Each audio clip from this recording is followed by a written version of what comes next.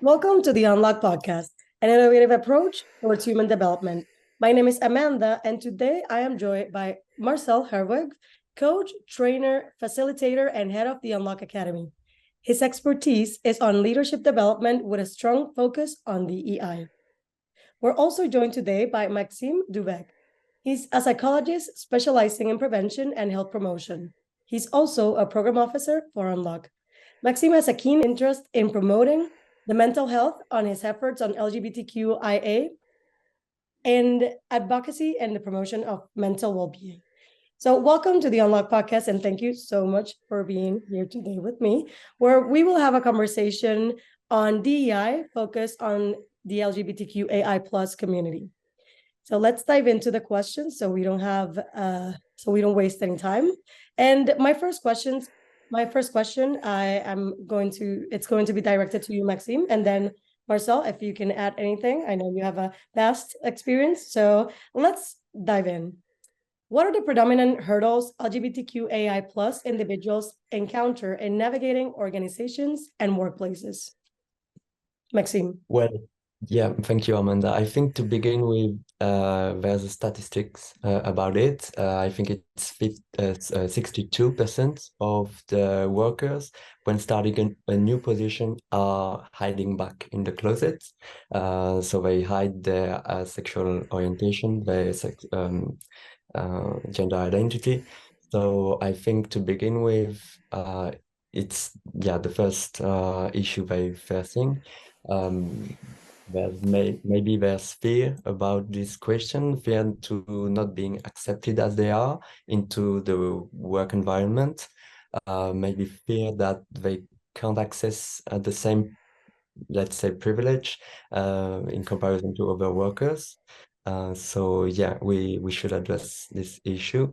One of the first clues, I think, to address this issue is maybe training the whole staff to be more open about these questions and to create a safe space so that everyone can feel accepted as they are, as their whole self when they join an institution.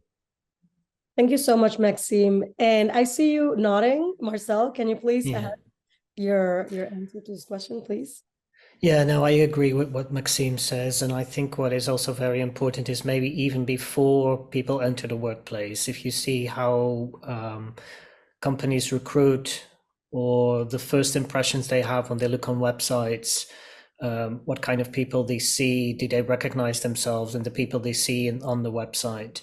I think that's also very important, because going back in the closet, which means that you're already out, so that you might be openly LGBTIQ plus in your everyday life, but at work you feel that there's a hurdle. So usually that is because something that the company does, the appearance of the company, has that feeling of that they might not be included, or they might not be welcome, or they might not exactly fit in. So I think it's also that part before that.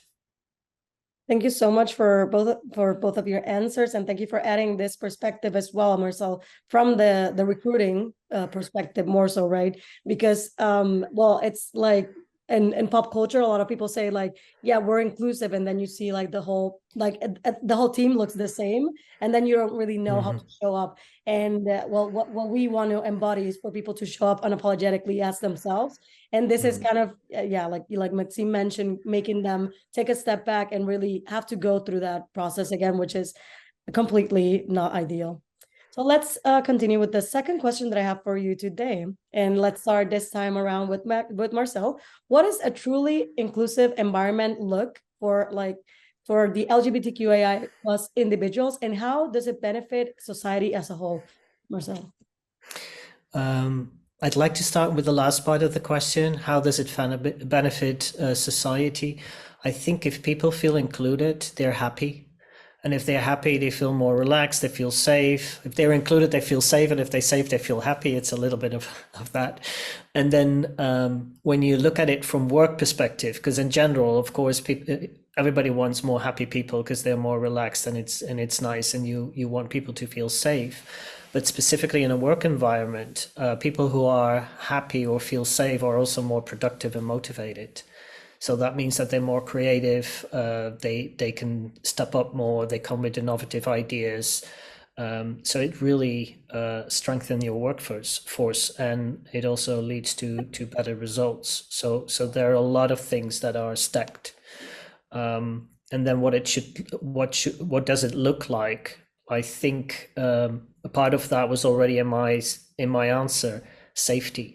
I think people feel safe, feel if they feel included, that is that they feel that they can show up as themselves, so they can be who they are, which again leads to more motivation, more happiness, more connection. So who wouldn't want that? Yeah, this is I'm just gonna add this comment here because the book No Rules Rules. I think a lot of us have read this book and we have discussed about company culture, but they do talk about how invested people really are on the profits and the results of the company if they feel or when they feel included. So that is very relevant to any single people that fall within, like either if it's women, if it's people of color, if it's LGBTQAI plus folks, like how do they feel included and how much commitment are they connecting that to the final goal. So thank you so much, Marcel, for this. Maxime, would you like to add anything to this question? I agree completely with Marcel. To start with, prevention is always better than cure. We know that also at an economical level. So yes, it's true. When people are feeling safe, feeling happy, they're more productive. It's a big argument for a lot of companies because it means also economic profits, I think. So it's addressing these issues is also interesting at that level.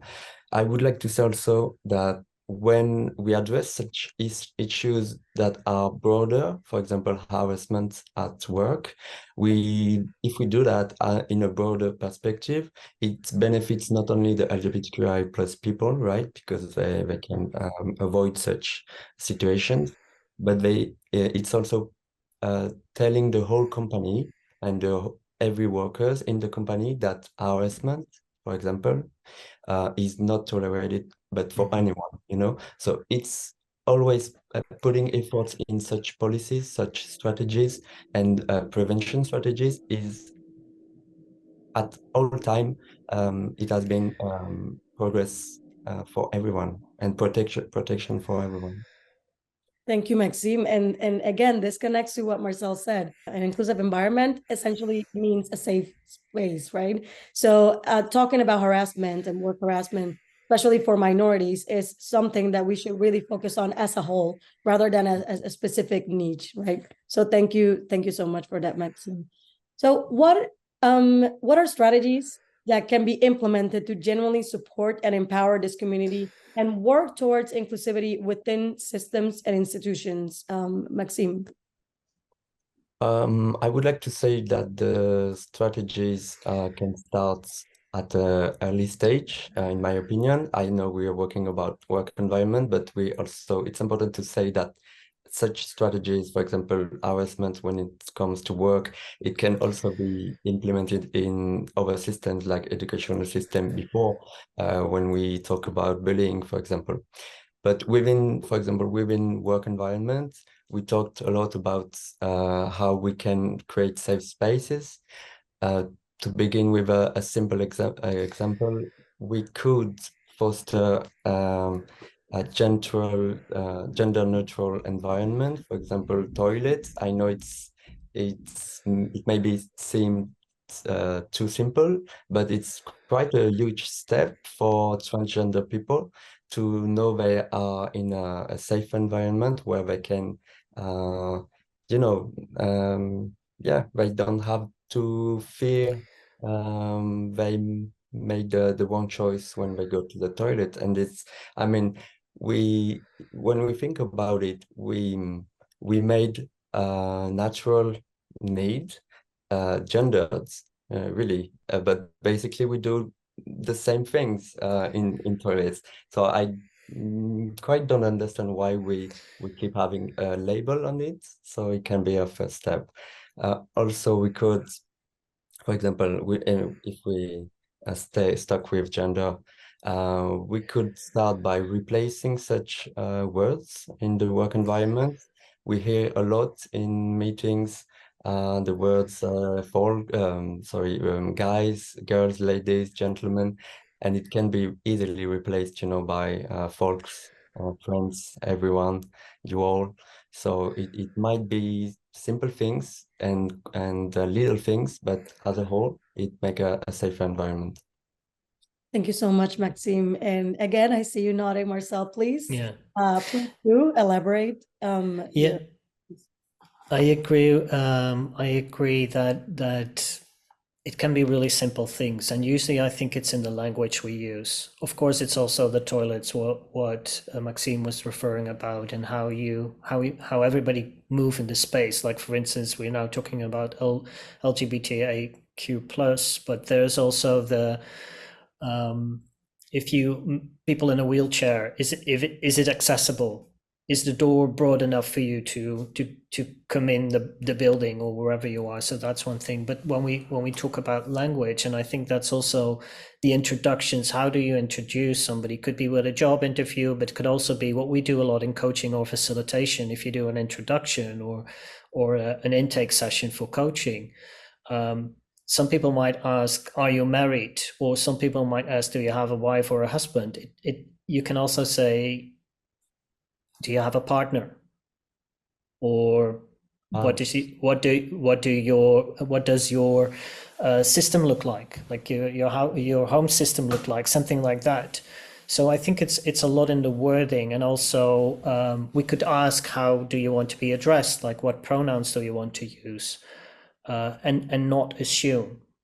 Like, we work a lot internationally, so that means that we every now and then you hear names that you don't know what kind of gender the person is behind that. I think for me that's a relief, because that also helps me to be open and to just see who appears on my screen when I do an online coaching. So I think it really doesn't matter what gender somebody has when you are in coaching or at work, but it does matter if they feel safe or not.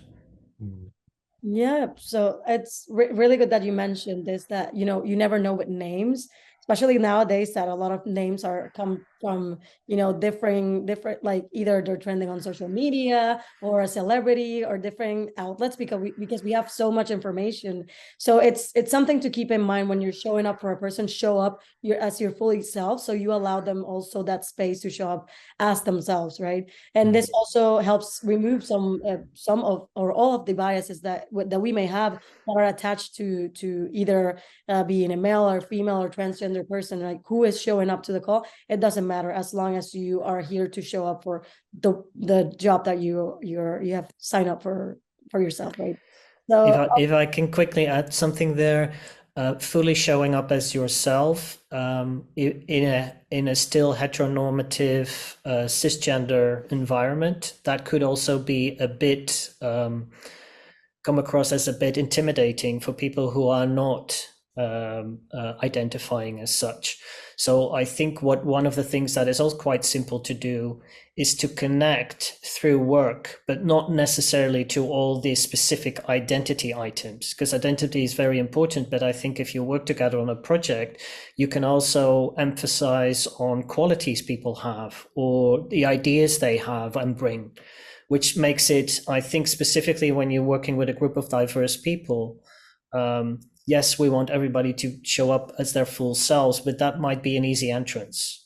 Like, if I commend you on something you did really well, it doesn't matter what your sexual orientation is or your gender or whether you're able-bodied or your color of skin, but it does matter because it's useful for the project we're in together, and that also makes us bond. So it's also a choice you can make in that direction.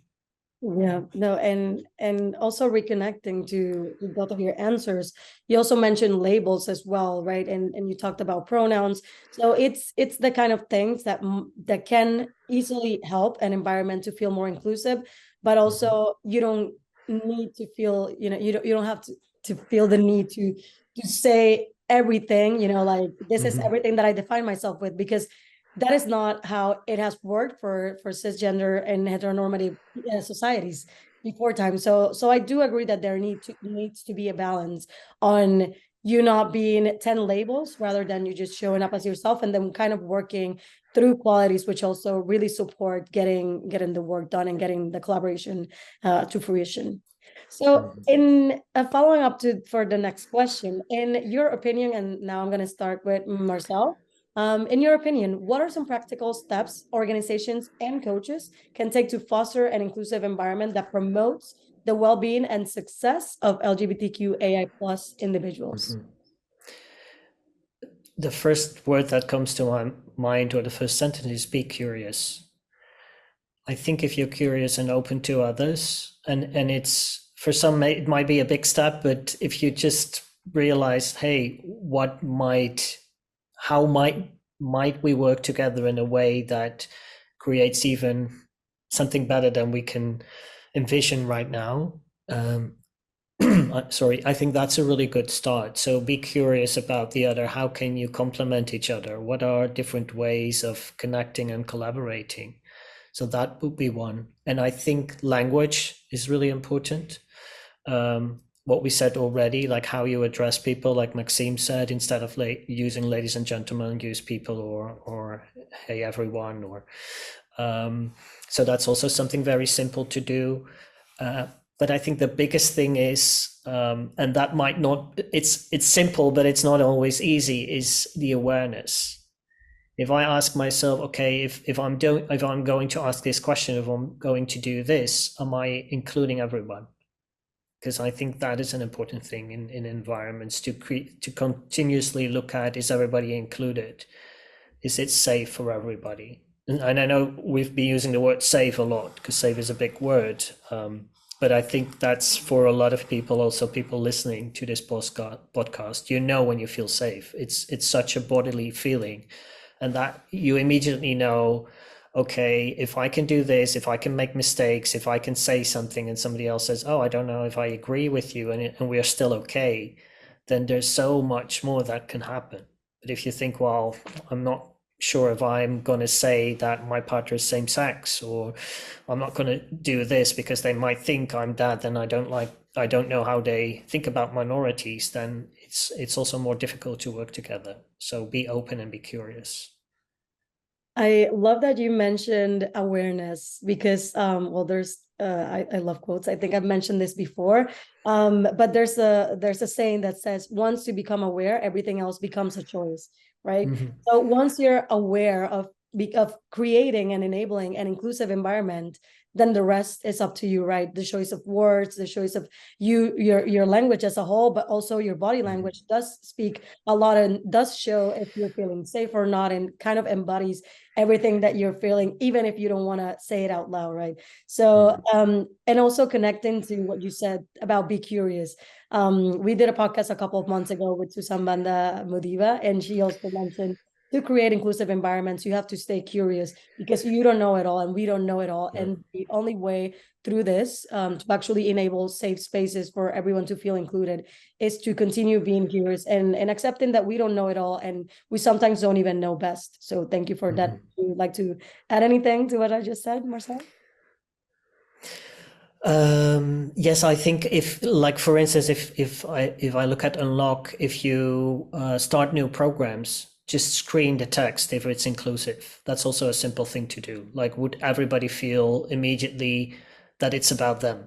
Specifically, if it's, because we do personal development, leadership development, I think it's so important, and people also feel that personal part. So screen your text. Is it inclusive? Are we using labels that might be also for coaching? You can use jargon.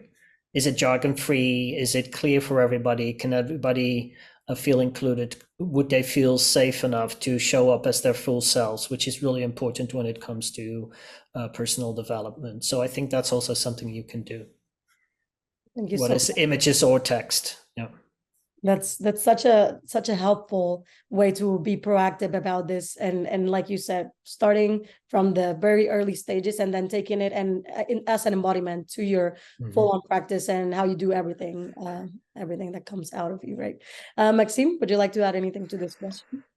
Yeah, about the last point, indeed, it can be really simple. We have the chance nowadays that we have AI tools that really can help, for example, for the text screen and document screen. We can really easily do that. And it's important to say that for everyone as workers, it doesn't demand much efforts, to really look into such documents.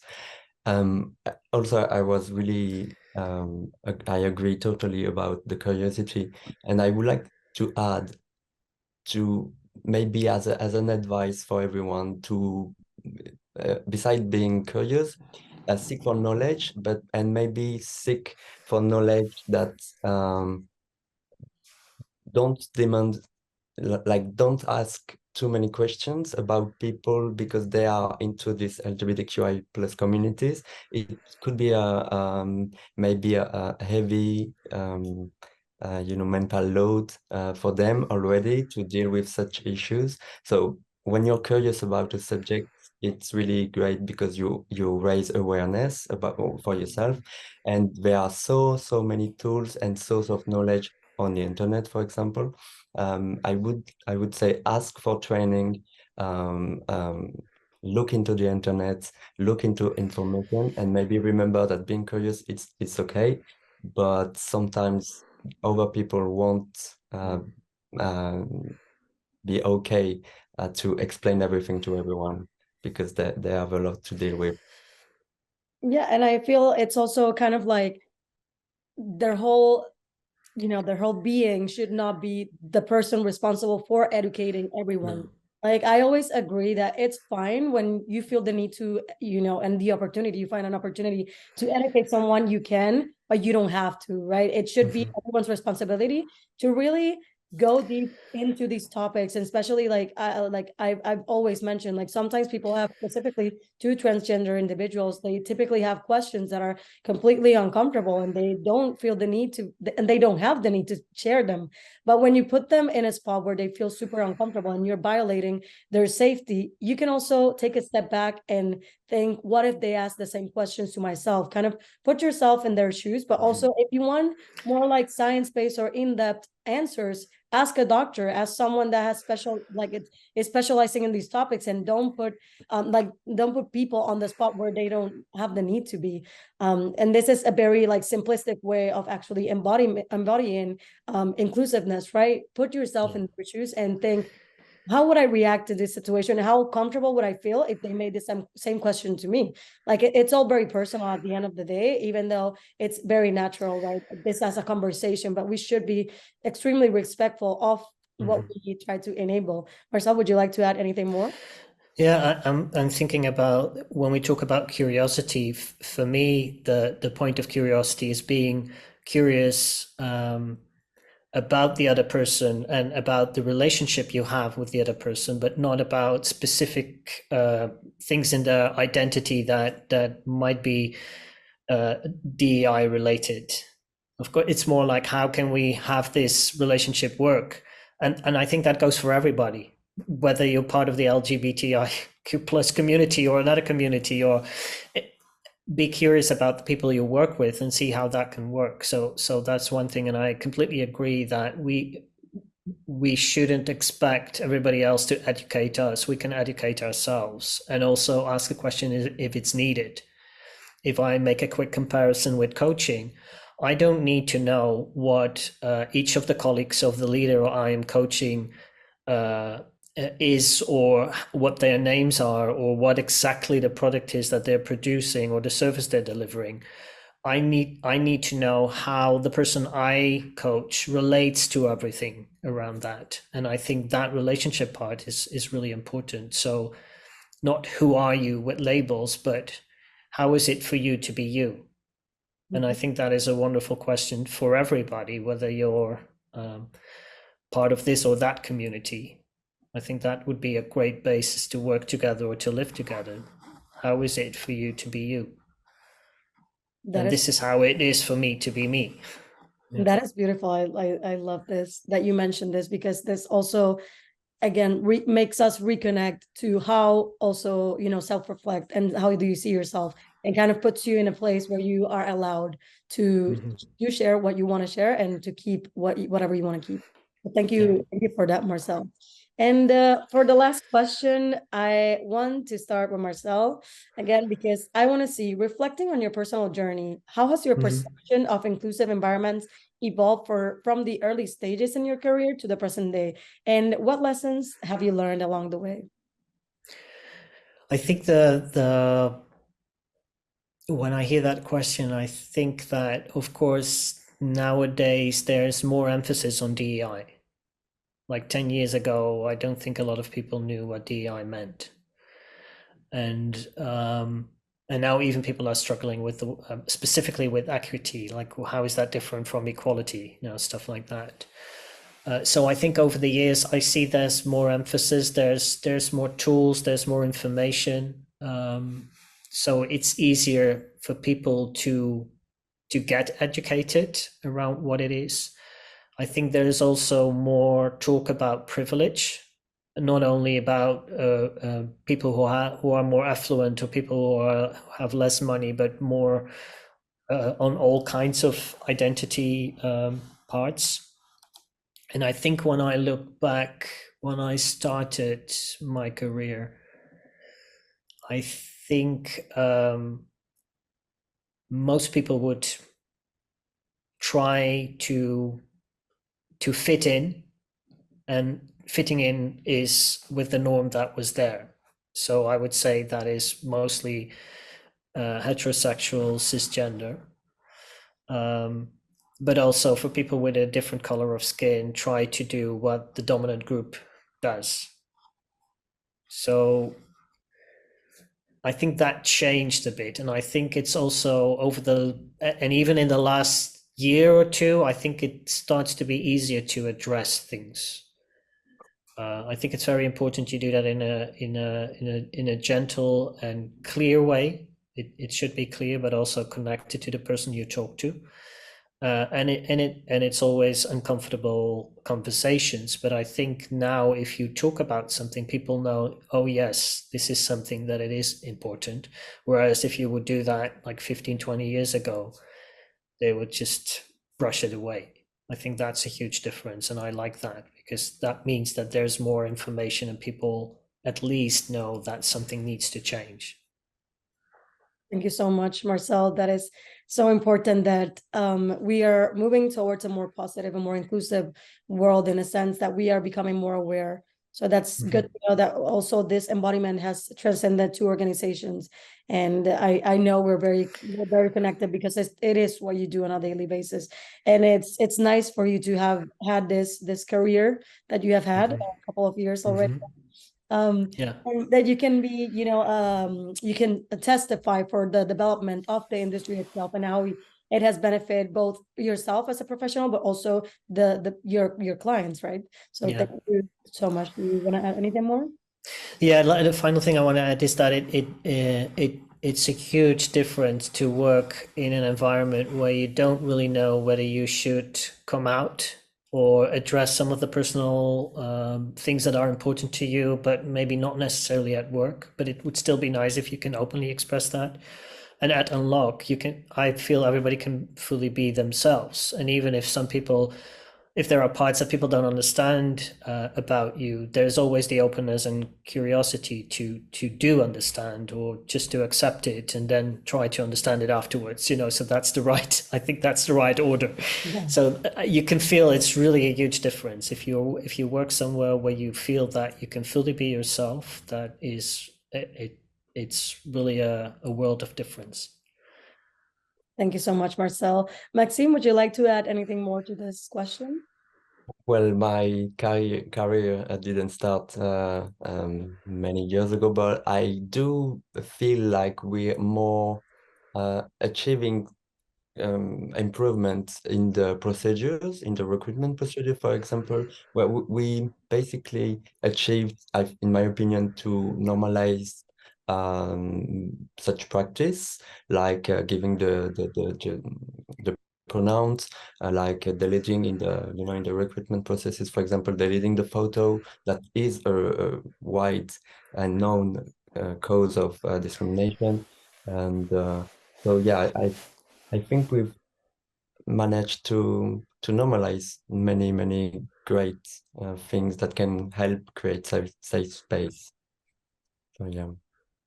So thank you so much for sharing that, Maxime. And as well, it's good that again we're moving towards where we want to be. I know there's a long road ahead, but I mean the good news, I guess, it's that we're doing our part, and we're doing the job to actually move forward.